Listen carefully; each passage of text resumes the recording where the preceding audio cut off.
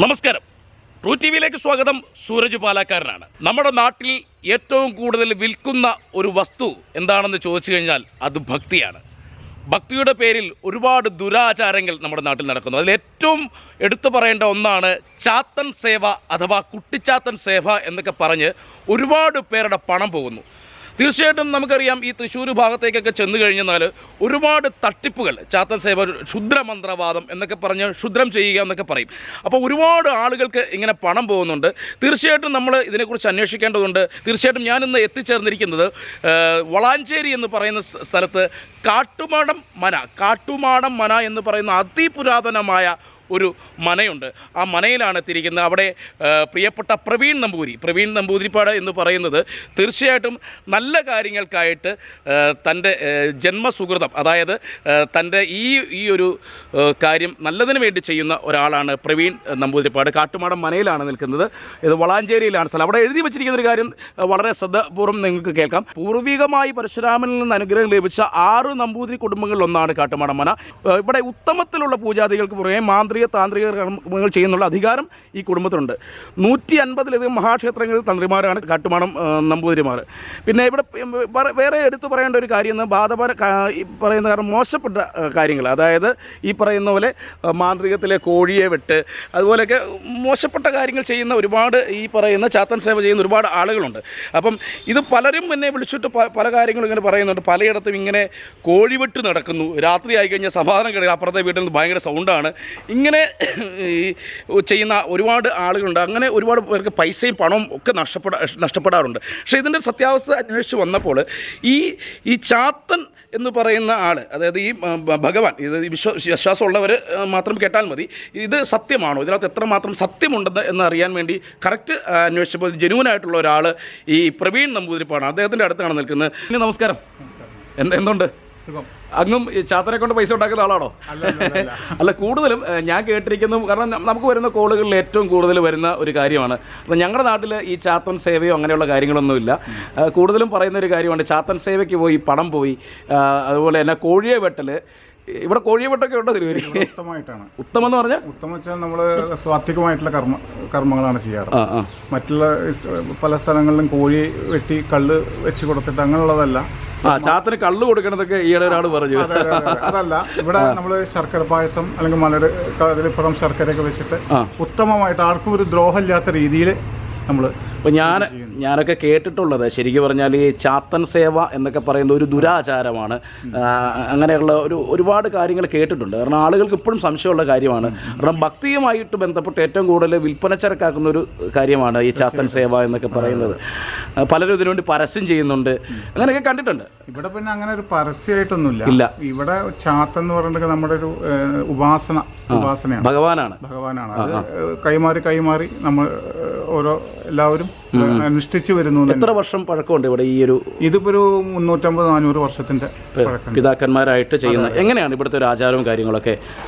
ശരിക്കും പറഞ്ഞ ഒരു ക്ഷേത്രത്തിലെ അതേ ആചാരം. ക്ഷേത്രം നമ്മുടെ ഇല്ലാണ്, തേവാറാണ്. എന്നാലും നമ്മളിവിടെ കുട്ടിച്ചാത്തന്മാർക്ക് ഗുരുതിയാണ്. ചൊവ്വ വെള്ളി ദിവസം ഗുരുതി ചെയ്യും. വൈകുന്നേരമാണ്, 5-5:30 തുടങ്ങും, 7:15 കഴിയും. അങ്ങനെയാണ് ഗുരുതി. ഇത് സാധാരണക്കാർക്ക് സംശയമുള്ള കാര്യമാണ് ഈ ഗുരുതി എന്നൊക്കെ പറയുമ്പോൾ. ഗുരുതി പറഞ്ഞാൽ അത് പറഞ്ഞാൽ ഉത്തമമായിട്ട് നമ്മൾ നല്ല ഗുരുതി പറഞ്ഞ മറ്റുള്ള ഈ കോഴിയെ വെട്ടും കള്ളൊന്നുമല്ല, നല്ല സ്വാത്വികമായിട്ടുള്ള ഗുരുതിയാണ്.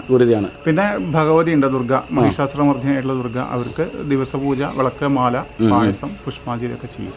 ഞാൻ ഈ വാർത്ത ചെയ്യാൻ ഉള്ള കാരണം തന്നെ, കാരണം നമുക്ക് വരുന്ന കോളുകളിൽ ഒരുപാടുണ്ടോ ഈ പറയുന്ന വെള്ളിമൂങ്ങ തട്ടിപ്പ്, അതുപോലെ ഈ ചാത്തൻ സേവയിൽ പണം പോകുന്നു, ഇങ്ങനെയൊക്കെ പറഞ്ഞപ്പോൾ ഇതിനെക്കുറിച്ച് കറക്റ്റ് നമുക്കുള്ള അറിവുള്ള ആളല്ല. അപ്പോൾ അതുകൊണ്ടാണ് നിങ്ങളുടെ മഠത്തിൽ തന്നെ ഇത് വരാനുള്ള കാരണം, അങ്ങയോട് കാര്യങ്ങൾ ചോദിക്കാം എന്ന് തന്നെ തീരുമാനിച്ചത്. പിന്നെ മറ്റെന്തൊക്കെയാണ് ഇവിടെ ചെയ്യുന്നത് നിങ്ങൾ?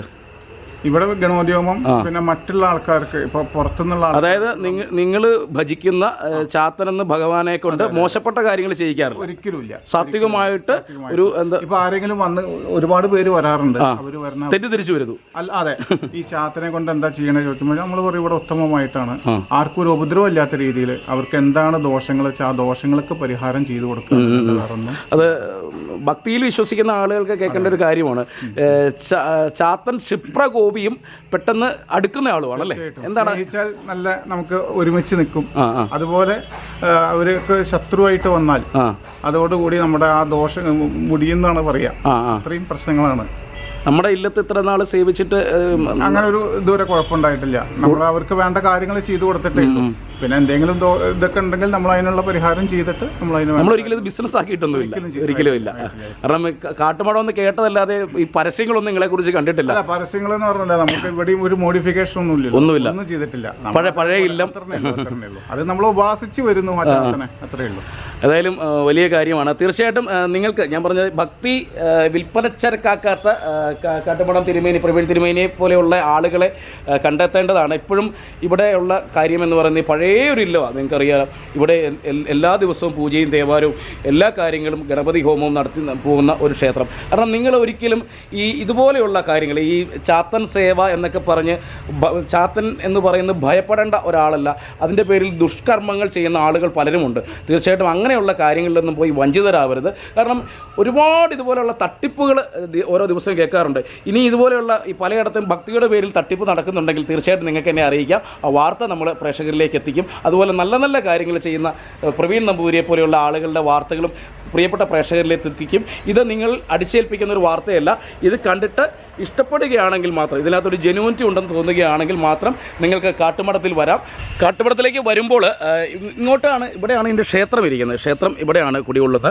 അവിടുന്ന് ഇടത്തേക്ക് മാറി ഇവിടെയാണ് പ്രവീൺ നമ്പൂതിരിപ്പാട് താമസിക്കുന്ന സ്ഥലം.